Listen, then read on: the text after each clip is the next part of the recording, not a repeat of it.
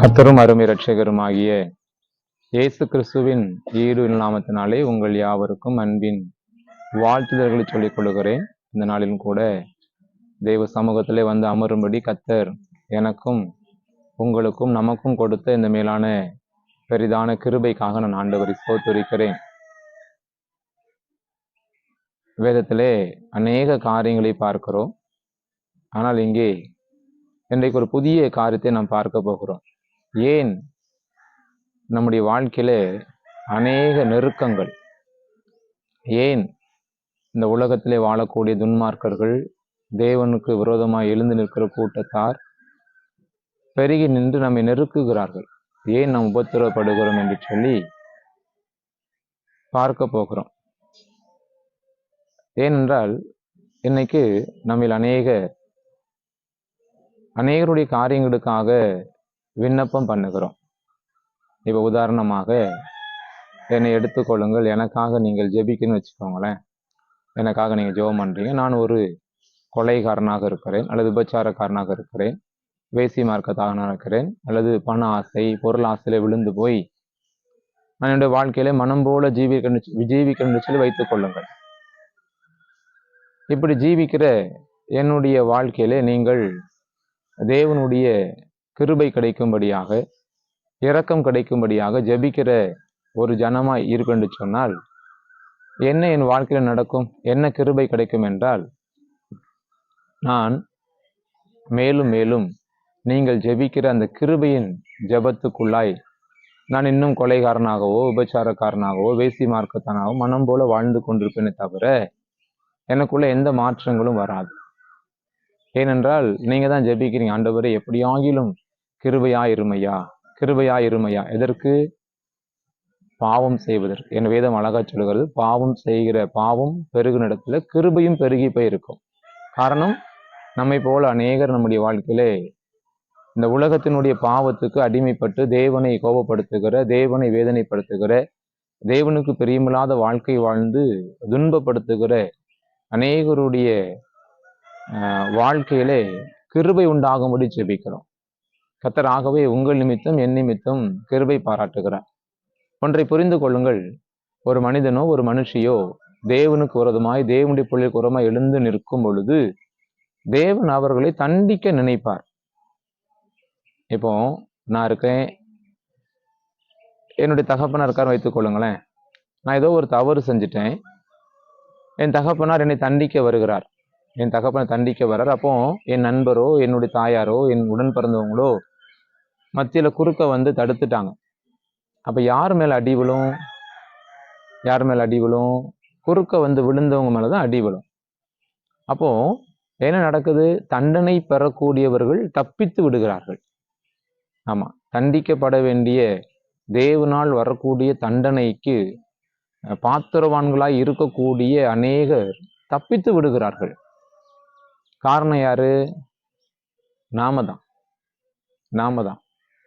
இன்னைக்கு இந்த உலகத்துல கர்த்தருடைய ஜனங்களை, தேவ பிள்ளைகளை ஒடுக்கி நெருக்கி அவங்களாம் சுகமா இருக்கிறதுக்கு காரணம் யார் தெரியுமா? உங்களுடைய என்னுடைய முழங்கால், உங்களுடைய என்னுடைய ஜெபங்கள். என்ன ஜெபிக்கிறோம்? கிருபையாயிருங்க இயேசப்பா, கிருபையாயிருங்க. ஸோ அந்த கிருபை பெருக பெருக பாவம் பெருகி கொண்டே போகுது. என்ன தேவை? எவன் தண்டிக்கப்பட வேண்டுமோ அவன் தண்டிக்கப்பட வேண்டும். நான் வேதத்துக்கு புறமா நான் எதையும் உங்களுக்கு போதிக்க வரல. வசனம் எப்படி சொல்லுகிறது, அந்த வசனங்களை நான் உங்களுக்கு சொல்லுகிறேன். உங்க ஜெபங்கள்ல சில மாற்றங்கள் தேவை. ஆமா, சில மாற்றங்கள் தேவை. ஒரு அதிகாரி உங்களை போட்டு நெருக்கிறான், ஒடுக்குறான் அப்படின்னா கடந்த ஆண்டவரே இந்த அதிகாரி எங்கிட்ட எங்க மத்தியில உங்க நாமத்தை மகிமைப்படுத்தும்படி சாட்சி சொல்லணும், அவன் மனம் திரும்பணும், அவனை மனம் திரும்ப பண்ணுங்க அப்படிலாம் கடந்து என்ன பண்ணாதீங்க. இல்ல, தண்டனைக்கு பாத்திரவான் தண்டனை அனுபவிச்சாதான் மனம் திரும்புவான். தண்டிக்கப்படாத பட்சத்துல அவன் என்ன நினைப்பான்? அப்பா நம்ம பாவம் பண்றோம், நமக்கு தண்டனை கிடைக்கல, என்ன நமக்கு தண்டனை கிடைக்கல, அப்ப நம்ம செய்யறது சரி என்று தான் ஓடிட்டே இருப்பான். சொல்லுவாங்களே, உப்பு தின்னவன் தண்ணி குடிக்கணும், அப்ப தப்பு பண்ணவன் தண்டிக்கப்படணும். ஏன் தண்டிக்கப்படல? காரணம், நாம ஜெபிக்கிறோம், கிருபையாயிரும் ஆண்டவரே, இரக்கமாயிரும் ஆண்டவரே, தயவாயிருங்க இயேசப்பா. நாம தான் அப்படி என்ன பண்றோம்? நாம தான் ஜெபிக்கிறோம்.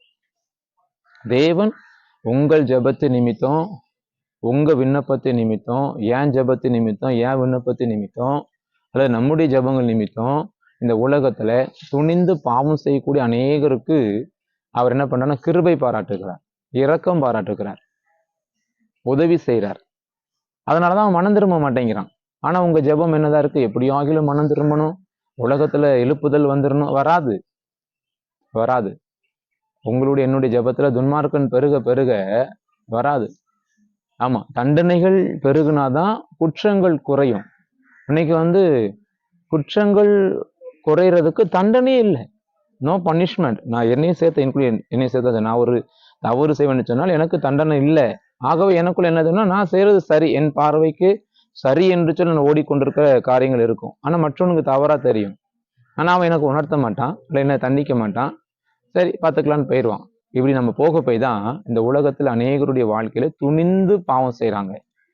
துணிந்து குடிகாரர்களாக, விபச்சாரக்காரர்களாக, பொய்யராக, தவறான விதங்களில் ஊழியம் செய்கிறவர்களாக இன்னைக்கு அநேகருடைய வாழ்க்கையில தேவ அழைப்பே இல்லாம ஊழியத்துக்கு வந்துட்டாங்க. அவங்களுக்கு தெரியல. அப்ப இது எல்லாத்துக்கும் காரணம் யாரு? நீங்களும் நானும் தான். அப்ப இங்க வேத வசனத்துல ஒரு வாக்கியம் எப்படி சொல்லுகிறது? இந்த ஜெபத்தை நீங்க கொஞ்சம் செஞ்சு பாருங்க, அப்பதான் எழுப்புதல் வரும்.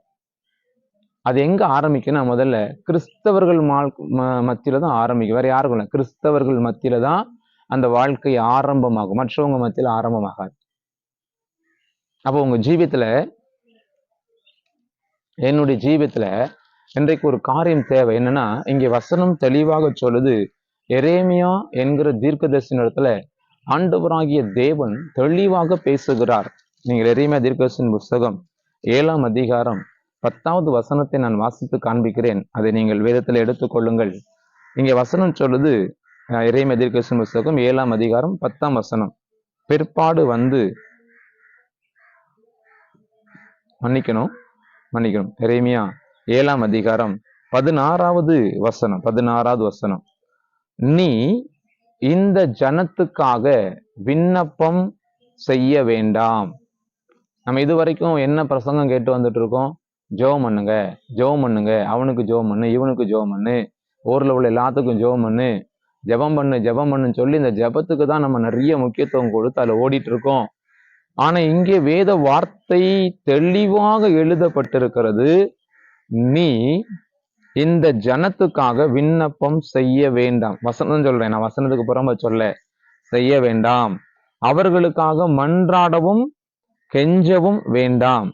என்னிடத்தில் அவர்களுக்கு பரிந்து பேசவும் வேண்டாம். நான் உனக்கு செவி கொடுப்பதில்லை.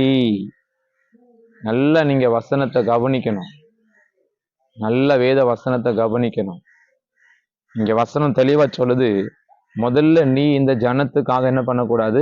விண்ணப்பம் செய்ய கூடாது, அவர்களுக்காக மன்றாடக்கூடாது, அவங்களுக்காக கெஞ்சக்கூடாது, என்னிடத்தில் அவர்களுக்காக பரிந்து பேசவும் கூடாது.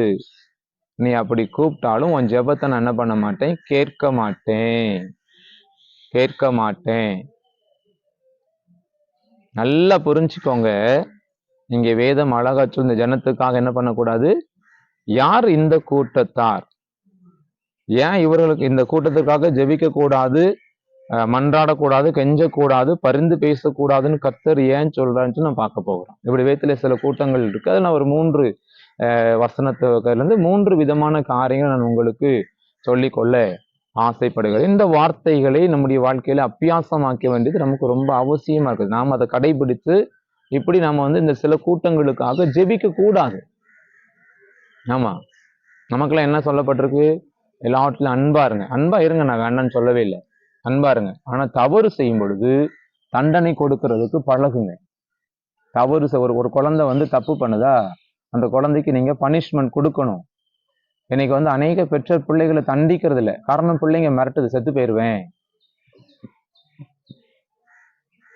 ஆமா, அப்போ நம்முடைய வாழ்க்கையில நல்லா புரிஞ்சுக்கோங்க. மிரட்டினோடனே பெற்றோர் பயந்துறாங்க. இல்ல அவங்களுக்கு ஒரு எண்ணம் தோணும், ஒருவேளை பிள்ளை செத்து போயிருமோ, எங்கேயும் ஓடி போயிருமோ, இப்படி நீங்க பயந்து பிள்ளையை தண்டிப்பதையே விட்டுட்டீங்க. ஸோ தண்டனைகள் இல்லை, பாவங்கள் பெருகிருச்சு. செல்லம் கொடுத்து கெடுத்து வச்சிருக்கிறோம். இந்த மாதிரி கூட்டங்களுக்காக தான் கர்த்தர் இந்த நாள்ல சொல்றாரு, நீ இவர்களுக்காக நீ ஜெபிக்காத. ஜெபிக்காத, இவர்களுக்காக நீ என்ன பண்ணாத, மன்றாட வேண்டாம்னு சொல்லி என்ன பண்றாரு, கர்த்தர் தெளிவாக சொல்லுகிறார். ஆமா, பிரியமான தேவனுடைய பிள்ளைகளே, அப்போ நம்முடைய வாழ்க்கையில இதுவரைக்கும் நீங்க இப்படி ஒரு வார்த்தை கேட்டிருக்க மாட்டீங்க, என்னடா கர்த்தர் ஜெபம் பண்ண வேண்டாம்னு சொல்லியிருக்காரா அப்படின்னு நீங்க யோசிக்கிற ஒரு கேள்வி இருக்கும். ஏன் சொன்னாரு அவரு? ஏன் ஜெபிக்க வேண்டாம்னு சொல்றாரு? ஏன் மன்றாட வேண்டாம்னு சொல்றாரு? ஏன் கெஞ்ச வேண்டாம்னு சொல்லி, ஏன் பரிந்து பேசக்கூடாதுன்னு சொல்றாரு? காரணம் இருக்குது. நாம் கர்த்தருடைய பிள்ளைகள். கர்த்தருக்கு மனமகிழ்ச்சி இருந்தா மட்டும்தான் கர்த்தர் நமக்கு நன்மை செய்வாரே தவிர மற்றபடி நன்மை செய்ய மாட்டார். ஏன் நெருக்கப்படுகிறோம்? ஏன் நிறைய நெருக்கங்கள் தேசத்துல காணப்படுது? உபத்திரவங்கள் ஏன் தேசத்துல நிறைய காணப்படுது? காரணம் இதுதான். நம்முடைய ஜெபங்கள்ல பிழை, தவறு இருக்கிறது. தண்டிக்கப்பட வேண்டியவனுக்கு தண்டனை கிடைக்க முடியாதபடி நாம தான் தவறு செய்யறோம். அந்த அடியெல்லாம் யார் வாங்கிக்கிறா? நம்ம தான் வாங்கிக்கிறோம். நம்ம தான் குறுக்க போய் விழுறோம். ஆண்டவரே கிருபையாயிரும். அப்ப அவன் மேல விழ வேண்டிய அடி யார் மேல விழுது? ஜெபிக்கிற உங்க மேல, தேவனை தேடுகிறேன்னு சொல்லி ஓடுகிற உங்க மேல, பரிந்து பேசுகிற உங்க மேல, மன்றாடுகிற நம்ம மேலதான் அது விழுது அந்த அடி.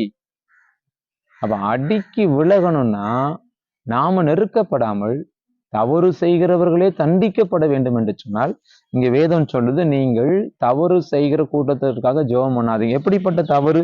நீங்கள் அதே எரேமியா தீர்க்கதரிசியின் புத்தகம் 7ஆம் அதிகாரம் 18வது வசனத்தை வாசிக்க கேளுங்கள். வாசிக்கிறேன். எனக்கு மனமடி உண்டாக அந்நிய தேவர்களுக்கு பான பலிகளை வார்க்கிறார்கள். அவர்கள் வானராக்கினிக்கு பணியாரங்களை சுடும்படி பிள்ளைகள் விறகு பொறுக்கிறார்கள், பிதாக்கள் நெருப்பு மூட்டுகிறார்கள், ஸ்திரீகள் மா பிசைகிறார்கள். நல்லா கவனிங்க. கிறிஸ்தவன் தேவனை தவிர வேற யாரையும் போய் தேடப்படாது. கிறிஸ்தவர்கள் கர்த்தருடைய பெயரை சொல்லிட்டு கூடவே மந்திரவாதி தேடி ஓடக்கூடாது. வெள்ளி சூனியம் வைக்கிறவனை, செய்வனை வைக்கிறவனை, ஏவல் வைக்கிறவனை தேடி ஓடக்கூடாது. கிறிஸ்தவர்கள் குறி கேட்கிற ஜனத்தை நோக்கி ஓடக்கூடாது. அது உலகத்தானுடைய இது. அவங்க போறாங்க, அவங்களுக்கு அதுல ஒரு சர்டிபிகேஷன் இருக்கு, அவங்க போகலாம். அது அவங்களுடைய காரியம். அதுல நீங்களும் நானும் தலையிடக்கூடாது.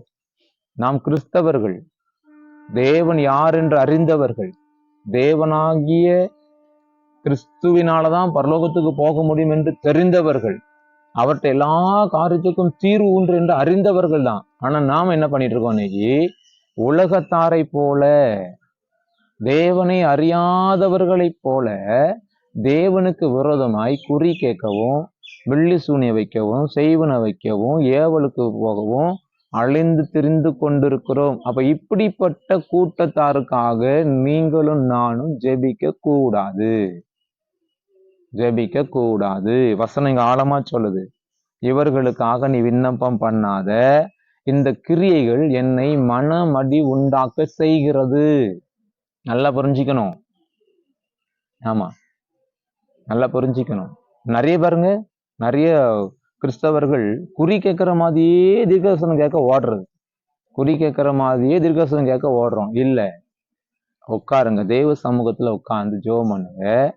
உங்களுக்கு சரியான வார்த்தைய கர்த்தர், நீங்க எந்த சபையில உட்கார்ந்து இருக்கிறீங்களோ அந்த சபையின் போதகர் மூலமா கொடுப்பார். அலைஞ்சு தெரியாதீங்க. அது தவறு. அதுவே தவறுதான், பாவம் தான் அது. தேவனுடைய பிள்ளைகளே, நீங்கள் கிறிஸ்தவர்களா இருந்து, நான் மற்ற ஜனத்தை பத்தி நான் பேச இங்க வரல. அது அவங்களுடைய காரியம், அவங்க ஓடுறாங்க. அதை பத்தி நாங்க சொல்லவில்லை. கர்த்தருடைய நாமத்தை தரித்து கொண்டு ஒரு கிறிஸ்தவனாய் இருந்து கொண்டு இந்த உலகத்துல தேவனுக்கு செலுத்த வேண்டிய காரியங்களை தேவனுக்கு செலுத்தாமல், தேவனுக்கு கொடுக்க வேண்டிய பணத்தையோ பொருளையோ ஆஸ்தியோ, தேவனுக்கு கொடுக்க வேண்டிய நன்மையோ தேவனுடைய காரியமாக உண்மையும் உத்தமமும் சரியாக செய்யாமல், தேவனுக்கு கொடுக்க வேண்டிய காரியத்தை கொண்டு போய் மற்ற காரியங்களுக்கு கொடுப்பீர்களே ஆனால், நல்லா புரிஞ்சுக்கணும், அப்படிப்பட்ட ஒரு கூட்டமா நீங்க இருப்பீர்கள் என்று சொன்னால், அப்படிப்பட்ட கூட்டத்தை நீங்க பார்ப்பீங்கன்னா அந்த கூட்டத்துக்காக நீங்க ஜெபம் பண்ணாதீங்க. வேதம் சொல்லுது. அங்க போய் நீங்க உட்கார்ந்துக்கிட்டு, ஐயோ ஆண்டவரை தெரியாம செஞ்சுட்டாங்க, அறியாம பண்ணாங்க. நெவர். ஆமா, தப்பு பண்ணவர்கள் தண்டனை அனுபவித்தே ஆகணும். அப்பனாதான் எழுப்புதல் வரும். நீ எழுப்பதில் பார்க்கணும்னா உன் கண்களுக்கு முன்பாக தேவனை மறந்து தன் இஷ்டம் போல ஓடக்கூடிய உங்க வாழ்க்கையில வரக்கூடிய பனிஷ்மெண்ட்டுக்கு நீங்க முதல்ல இடம் கொடுக்கணும். நான் முதல்ல இடம் கொடுக்கணும். நானும் நீங்களும் இடம் கொடுக்காம தண்டனை வரும் பொழுதெல்லாம் குறுக்க போய் விழுந்தா யாருக்கு அடி விழும்? உங்களுக்கும் எனக்கும் தான் அடி விழும். அடி வாங்கி தான் இன்னைக்கு நிறைய நெருக்கத்தை அனுபவிக்கிறோம், தெரிஞ்சுக்கோங்க. அநேக பாடுகளுக்கு, உபத்திரவங்களுக்கும், கடன் பிரச்சனைகளுக்கும், வியாதிக்கும், பலவீனத்துக்கும் முக்கிய காரணமே இதுதான். நாம போய் உள்ள விழுந்து அதுல அடி வாங்க போய் தான் அந்த நெருக்கத்தை அனுபவித்து கொண்டு இருக்கிறோம். ஆமா, நான் ஒரு கிராமத்துல மாலை பொழுதுல ஒரு வீட்டுல ஜெபக்கூட்டம் நடத்திட்டோம்.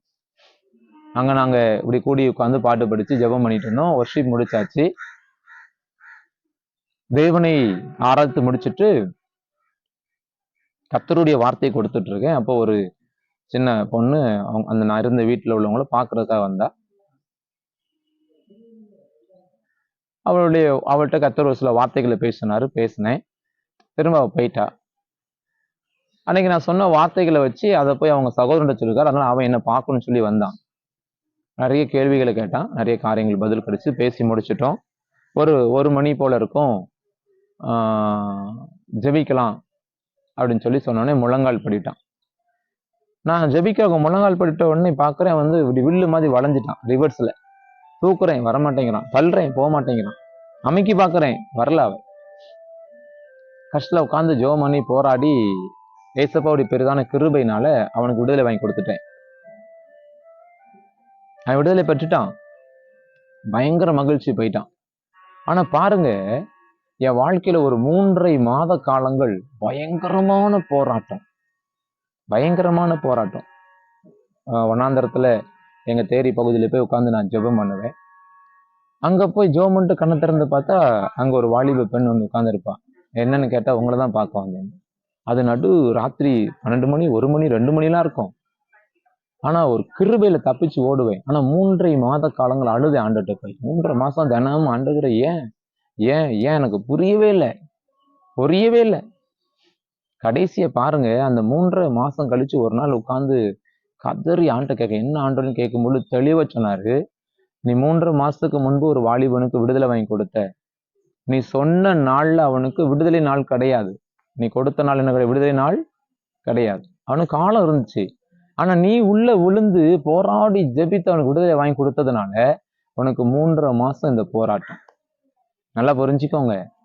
உங்க வாழ்க்கையில நிறைய நெருக்கத்துக்கு காரணம் உங்க கண்களுக்கு முன்பாக தேவனை மறந்துட்டு தேவனை விட்டுட்டு ஓடி போய் கல்லையும் அல்லது தேவனை விட்டுட்டு ஓடி போய் மந்திரத்தையும் பில்லி சுனித்தையும் செய்வனையும் நாடி ஓடுகிற கூட்டத்தார், வீட்டுக்குள்ளேயே தாயத்துக்களையும் தகுதியும் வைத்துக் கொண்டிருக்கிற கர்த்தருடைய பிள்ளை என்று சொல்லக்கூடிய கிறிஸ்தவருடைய வாழ்க்கையில அவர்களுக்காக தயவு செய்து நீங்க ஜெபம் பண்ணாதீங்க. நீங்க மற்ற உலகத்தான ஜெபம் பண்ணுங்க, அவங்க மனம் திரும்பணும் அவசியம் தான். ஆனா கிறிஸ்துவை அறிந்து கொண்டு தன் வாழ்க்கையில மறுபடியும் போய் ஒரு கல்லையோ ஒரு மரத்தையோ ஒரு மண்ணையோ நாடி ஓடி அவங்க ஜெபிக்கிறவங்களா தேடுறவங்களா பணத்தை செலவழிக்க இருப்பாங்கன்னா அந்த கூட்டத்துக்கு ஜெபம் பண்ணாதீங்க. அப்படிப்பட்ட கூட்டங்கள் ஜெபிக்கிறதுனாலதான் இன்னைக்கு நம்முடைய வாழ்க்கையில நம்ம நிறைய நெருக்கங்கள் அனுபவிச்சிருக்கோம், தெரிஞ்சுக்கோ. ஒன்று. ரெண்டாவது, அதே இறைமதி 11ஆம் அதிகாரத்துல நான் வாசிப்போம் என்று சொன்னால் 11ஆம் அதிகாரம் 13வது வசனம் இப்படியாக சொல்லுகிறது. இல்ல மன்னிக்கணும், 14ஆம் வசனம் வாசிக்கலாம். ஆதலால் நீ இந்த ஜனத்துக்காக விண்ணப்பம் பண்ண வேண்டாம், அவர்களுக்காக மன்றாடவும் கெஞ்சவும் வேண்டாம். அவர்கள் தங்கள் ஆபத்து நிமித்தம் நோக்கி கூப்பிடும் காலத்துல நான் அவர்களை கேளாதிருப்பேன். நீங்க அந்த முதல் காலத்துல ஒன்ன இது பண்ணணும். அப்படி ஜெபிச்சீங்கன்னா கர்த்தர் உங்க ஜெபத்தை கேட்க மாட்டார். இனிமேல் இந்த 2024 புரிஞ்சுக்கோங்க.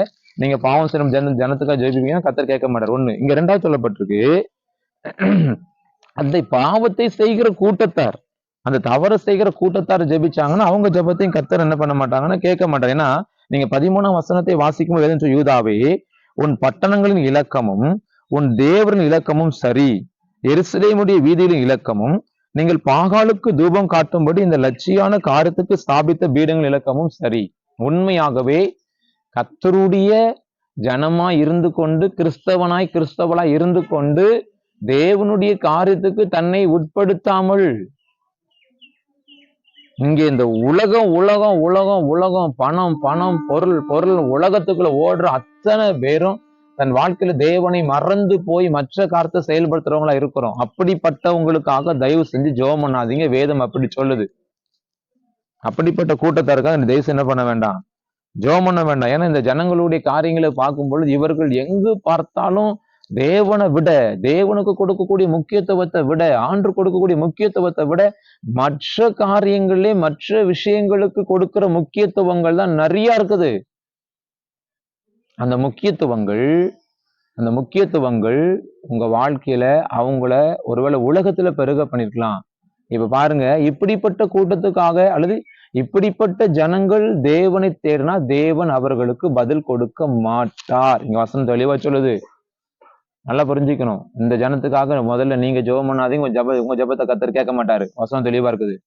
கல்லையும் உலகத்தில் உள்ள மந்திரத்தையும் புள்ளி சுனித்தையும் செய்வனையும் ஏவலையும் ஆடி ஓடுகிற கிறிஸ்தவர்களுக்காக, அவங்க மனம் திரும்புவதற்காக, ரட்சிப்புக்காக, மீட்புக்காக நீ ஜெபம் பண்ணி பாருங்க, ஜெபம் கேட்கப்படாது. பைபிள் தெளிவா சொல்லுது. ஒண்ணு. ரெண்டாவது, ஒருவேளை அவனே வந்து அவன் சமூகத்துல வந்து ஜெபிச்சாலும் அவன் ஜெபத்தையும் கத்தர் கேட்க மாட்டான். இந்த 24ஆம் ஆண்டு நிச்சயமா கத்தர் செய்ய போறாரு. நீ கத்தருடைய பிள்ளையா இல்லாம இந்த உலகத்தோடு ஒன்றி உலகத்தின் காரியங்களுக்கு முக்கியத்துவம் கொடுத்து உலகத்தின் செயல்களுக்கு வீட்டுக்குள்ள தாயத்தை எழுதி அடிச்சு வச்சு தகடுகளை அடிச்சு வச்சு வீட்டுக்குள்ள மருந்து மைகளை கொண்டு வச்சு கிரியை செய்கிற உன்னுடைய காரியங்களை உன் ஜெபத்தை கத்தர் கேட்கவே மாட்டார். உன் ஆபத்துல போய் ஆண்டவரை நான் நெருக்கப்பட்டேன், உபத்திரம் வந்துட்டு, பாடு வந்துட்டு, கஷ்டப்படுறேன்னு சொல்லி உன் ஆபத்துல கதறும் பொழுது கத்தருடைய சத்தம் உனக்கு கேட்காது. கத்தரும் ஜெபத்தை கேட்க மாட்டார். தெளிவா எழுதப்பட்டிருக்கு, தெரிஞ்சுக்கோங்க. நிச்சயமா கேட்க மாட்டார். அப்ப இந்த கூட்டத்துக்காக நீங்க என்ன பண்ணக்கூடாது. ஏன்னா இவர்கள் தேசத்துல என்ன பண்ணி வச்சிருக்காங்கன்னா, தேவனை விட தேவனை விட அதிகமாய் இந்த உலகத்துல மாயான காரியங்களை பெருக பண்ணி இருக்கிறார்கள். தேவனை விட இந்த உலகத்துல மாயான காரியங்களை, பொய்யான காரியங்களை, தேவன் அருவருக்கிற காரியங்களை கர்த்தரை விட அதிகமா முக்கியத்துவம் கொடுத்து பெருக பண்ணிக்க. ஆகவே இவர்களுக்காக நீங்க ஜெபிக்க வேண்டாம். அவங்க அப்படிப்பட்ட உங்களுடைய ஜெபத்தை கர்த்தர் இந்த ஆண்டு கேட்கவே மாட்டார். நீங்க யாரா வருங்க, உங்க வாழ்க்கையில மனம் திரும்பிடுங்க, இன்னைக்கு கேட்கவே மாட்டார். வேதம் அப்படிதான் சொல்லுது. மூன்றாவது ஒரு காரியத்தை பார்ப்போம் என்று சொன்னால், அதே எரேமியா தீர்க்கதரிசியின் புஸ்தகம் 14வது அதிகாரத்துல வாசிக்கும் பொழுது வசனம் இங்கே தெளிவாக சொல்லுகிறது. 11ஆம் வசனம், கர்த்தரை நோக்கி இந்த ஜனத்துக்காக நன்மை உண்டாகும்படி விண்ணப்பம் பண்ணாத. என்ன பண்ணக்கூடாதா? நல்லது நடக்கும்படி என்ன பண்ணக்கூடாது? விண்ணப்பம் பண்ணக்கூடாது. தெளிவா எழுதப்பட்டிருக்கு. அப்போ உங்க ஜீவியத்துல, என் ஜீவியத்துல நீங்களும் நானும் கவனமா இருக்கணும். நன்மை உண்டாகும்படி, அதாவது யார் இந்த கூட்டம், ஒரு கூட்டம் சொல்றேன், அந்த கூட்டத்துல ஜெபம் பண்ணக்கூடாது. இவர்கள் யார் தெரியுமா? 10ஆம் வசனம் வாசிக்கிறப்ப, எரேமியா 13ஆம் அதிகாரம், மன்னிக்கணும், 14ஆம் அதிகாரம் 10ஆம் வசனம். அவர்கள் தங்கள் கால்களை அடக்கி கொள்ளாமல் அலைய விரும்புகிறார்கள் என்று கர்த்தர் இந்த ஜனத்தை குறித்து சொல்லுகிறார். ஆகையால் கர்த்தர் அவர்கள் மேல் பிரியமாய் இராமல் இப்பொழுது அவர்கள் அக்கிரமத்தை நினைத்து அவர்கள் பாவங்களை விசாரிப்பார். இந்த வசனம் நல்லா கவனிச்சுக்கணும். இது என்ன கூட்டம் தெரியுமா? ஒரு சபையில ஒழுங்கா இருக்க மாட்டான், ஒரு இடத்துல ஒழுங்கா இருந்து தேவனை தேட மாட்டான். அழிஞ்சு தெரியும், மனம் போல ஓடுவான், இஷ்டம் போல அலைவான். இங்க 10 நாள், அங்க 10 நாள், நிலையான ஒரு இடத்துல இருந்து தேவனை ஆராதிப்பதும் இல்லை, தொழுது கொள்வதும் இல்லை. அழிந்து திரிகிற கூட்டம். இது ஒரு பக்கம். பாவத்துக்கு நேர ஓடுற கூட்டம், பாவம் செய்யறதுக்கு துணிகரமாய் அலைகிற கூட்டம். துணிகரமா, இது பாவம் தெரிஞ்சும் துணிகரமா போகிற கூட்டம். இந்த கூட்டத்துக்காக நீங்க என்ன பண்ணக்கூடாது? ஜெபம் பண்ணவே கூடாது. கர்த்தர் இவங்க மேல பிரியமா இருக்க மாட்டாரு. இந்த நாட்களை தெளிவா தெரிஞ்சுக்கோங்க. நீ கர்த்தருடைய ஜனமா இருந்து கொண்டு, தேவ பிள்ளையா இருந்து கொண்டு, உன் வாழ்க்கையில இந்த நாட்கள்ல கர்த்தருடைய சத்தத்துக்கு செவி சாய்க்காம உன் இஷ்டம் போல, மனம் போல, நான் போறது சரி, நான் வாழ்றது சரி என்று சொல்லி கடிந்து கொள்ளுதலையும் தேவனுடைய வார்த்தையும் ஏற்றுக்கொள்ளாமல் ஓடக்கூடிய ஒரு ஜனமா இருப்பீங்கன்னா மனம் திரும்பிடுங்க. இல்லைன்னா இந்த ஆண்டு நடக்க போற விஷயம் என்னன்னா, உங்களுக்காக நிறைய பேர் இனிமேல் ஜெபம் பண்ண மாட்டாங்க. கர்த்தர் என்ன பண்ணுவார்னா, உங்க அக்கிரமத்தையும் பாவத்தையும் இந்த நாட்களை விசாரிப்பார். வேதம் அப்படி சொல்லுது. ஆமா ஆமா. சிலர் பாருங்க, நல்லா ஜெபம் பண்ணா பைபிள் வாசிப்பான், எப்ப பாரு ஒரே கெட்ட வார்த்தையா பேசிட்டு இருக்க, அசிங்கமா பேசுற. உங்க வாழ்க்கை தொலைஞ்சு போச்சு, தெரிஞ்சுக்கோங்க. மனைவி கெட்ட வார்த்தை போட்டு திட்டியா, அல்லது மனைவி புருஷனை போட்டு கெட்ட வார்த்தை போட்டு திட்டியா, நீ கிறிஸ்தவளா இருந்து பிரயோஜனம் இல்லை. இந்த ஆண்டு கர்த்தர் உன் அக்கிரமத்தையும் உன் பாவத்தையும் கண்டிப்பா விசாரிப்பார். நீ தப்ப முடியாது. நீங்க யாரா வேணாலும் இருங்க, உங்களோட பணம், பொருள், ஆஸ்தி எது வேணாலும் இருக்கட்டும், தயவுசெய்து மனம் திரும்பிடுங்க. ஆமா, விட்டுருங்க, பாவத்தை விட்டுருங்க. ஏன்னா இங்க வசனம் தெளிவா சொல்லுது, தேவன் உங்கள் அக்கிரமத்தையும் உங்கள் பாவத்தையும் கண்டிப்பா விசாரிப்பாரு. இன்னொரு பக்கம் உங்களுக்காக ஜெபிக்கிற கூட்டத்தெல்லாம் கர்த்தர் நிறுத்தி போடுவார். விசாரணை வரும்போது அப்படிதான். சோதம் குமாராவிலே லோத்து என்கிற கர்த்தருடைய மனுஷன் இருந்ததுனால, ஆபிரகாம் அவனுக்காக ஜெபித்ததுனால லோத்துவை கத்தர் வைத்திருக்கிற நாட்கள் நிமிஷம் வரைக்கும் சோதம் குமாராவை அழிக்கல. புரிஞ்சுக்கொள்ளணும். ஆமா, எங்க அம்மா ஜெபம் பண்றாங்க, எங்க அப்பா ஜெபம் பண்றாங்க, என் பிள்ளை ஜெபம் பண்ணுது, இந்த கதைலாம் கத்தட்ட செல்லாது. மனம் திரும்பிருங்க, மனம் திரும்பிருங்க. எந்த பாவமும் விட்டு போய் சொல்லாதீங்க. பொறாம ரொம்ப மோசமானது, வேதம் அப்படி சொல்லுது. பெருமை, அதை விட பெருமை உள்ளவனுக்கு தேவனை எதிர்த்து நிக்கிறாரு. ஆமா, விட்டுருங்க. இல்லைன்னா இந்த ஆண்டு விசாரிக்கப்படுவீர்கள். வசனத்தின்படி விசாரிக்கப்படுவீர்கள். ஒருவேளை ஒதுக்கிற நானே இருந்தாலும் என் வாழ்க்கையில தேவனுக்கு முன்பாக அவருடைய சித்தம் இல்லாத காரணத்தை நான் செய்வேன். எனக்கு அந்த விசாரணை உண்டு. தப்ப முடியாது. இந்த ஆண்டு தப்ப முடியாது. அது எவ்வளவு பெரிய ஆழம் வருங்க. கிருபை இருக்கு, கிருபை காத்துக்கொள்ளும். கிருபெல்லாம் இந்த ஆண்டு காக்காது. இந்த ஆண்டு கர்த்தருடைய சரியான திட்டத்தை பூமியில நிறைவேற்றி ஜனங்களுக்குள்ள மீட்பை கொண்டு வர ஒரு ஆண்டு. இந்த ஆண்டு நிச்சயமா கர்த்தர் இந்த விஷயத்தை செய்வார். நிச்சயமா செய்வார். வசனம் அப்படிதான் இருக்குது. அவர்கள் அக்கிரமத்தையும் அவர்கள் பாவங்களையும் விசாரிப்பார். இந்த கூட்டத்துக்காக ஜெபம் பண்ணாதீங்க. ஒரு இடத்துல நிலைத்திராம அங்கேயும் அழிந்தது கொடுக்க ஜெபம் பண்ணாதீங்க. சபைக்கு ஒழுங்கா வர கொடுத்துக்கு ஜெபம் பண்ணாதீங்க. தேவனை தேட கொடுத்துக்கு ஜெபம் பண்ணாதீங்க. வசனம் சொல்லுது, ஆண்டவரை தேடாம இஷ்டம் போல ஓடுற கொடுத்துக்கு ஜெபம் பண்ணாத. வேண்டாம், நீ ஜெபிக்காத. நீங்கெல்லாம் ஜெபிச்சா நிறைய பேர் இன்னைக்கு தப்பிச்சு பாவம் பண்றான், கொள்ளையடிக்கான், களவு செய்யறான், திருடுறான், ஏமாத்துறான். ஆமா, பாவங்கள் பெருகிறதுக்கு காரணம் யார் தெரியுமா? அந்த முழங்கால தவறா முடக்கி ஜெபிக்கிற உங்களை மாதிரி என்ன மாதிரி ஆட்கள் தான். நல்லா புரிஞ்சுக்கணும். எவனுக்கு அதிகமாய் கொடுக்கப்படுதோ அவனுக்கு அதிகமாய் கேட்கப்படும். நீ எவ்வளவு அதிகமா மற்றவன் காலத்துக்கு தலையை நுழைச்சு நீ ஜெபம் பண்ணி அத்தனைக்கு அதிகமா கத்தர் உன்ட்ட கணக்கு கேட்பார். தப்பிச்சுக்கணும் ஒரே வழிதான், விற்று அவனை தேவ சமூகத்துல. கத்தர் அவனை அடிச்சு நொறுக்கி வைக்க சித்தமா இருந்தா பூமியில வச்சு வைப்பார். இல்லையா போற்றுவார், போ பாதாளத்துக்கு போன்னு. ஆமா, வேதம் தெளிவா சொல்லுது. தேவனுடைய பிள்ளைகளே, இது வரைக்கும் நீங்க எப்படி ஜெபம் பண்ணி எப்படி ஓடுனீங்க எப்படி நல்லா தெரியாது. இந்த நாள்ல திருந்திருங்க. அழிந்து திரிகிற கூட்டத்துக்காக ஜெபம் பண்ணாதீங்க. ஆமா, தேவனை விட்டு நான் மறுபடியும் சொல்றேன், தேவனை விட்டு தேவனுக்குரிய காரியங்கள் எல்லாம், தேவனுக்கு கொடுக்க வேண்டிய நன்மையெல்லாம் கொண்டு போய் மற்றவங்களுக்கு கொடுக்கறது, மற்ற காலத்துல செய்யறது, உலகத்துல போடுறது, அதெல்லாம் பாருங்க. அதுக்கு ஒரு விளக்கம் சொல்லி கொஞ்சம் பணத்தை கத்தக்க எடுத்து வைப்பாங்க, நெருக்கம் எடுத்து செலவழிச்சிருவாங்க. ஆமா, இந்த கூட்டத்துக்குலாம் ஜெபம் பண்ணக்கூடாது. கவனமா இருக்கணும். ஆமா, இந்த கூட்டத்துக்கு ஜெபம் பண்ணாதீங்க. ரெண்டாவது, தேவனை விட இன்னைக்கு பாருங்க, கர்த்தர் சமூகத்துல ஜெபிக்கிறத விட நிறைய ஓடுறோம். நிறைய உலகம் ஓடுற ஒரு கூட்டம் இருக்குது. கூட்டத்துக்கு ஜெபம் பண்ணாதீங்க. இன்னொரு கூட்டத்தை குறித்து வேதம் சொல்லப்படுது, ஒரு இடத்துல தேவ சமூகம் நிலைத்திராமல் மனம் போல வாழுகிற கூட்டம். அதுக்கும் என்ன பண்ணாத, ஜெபம் பண்ணாத.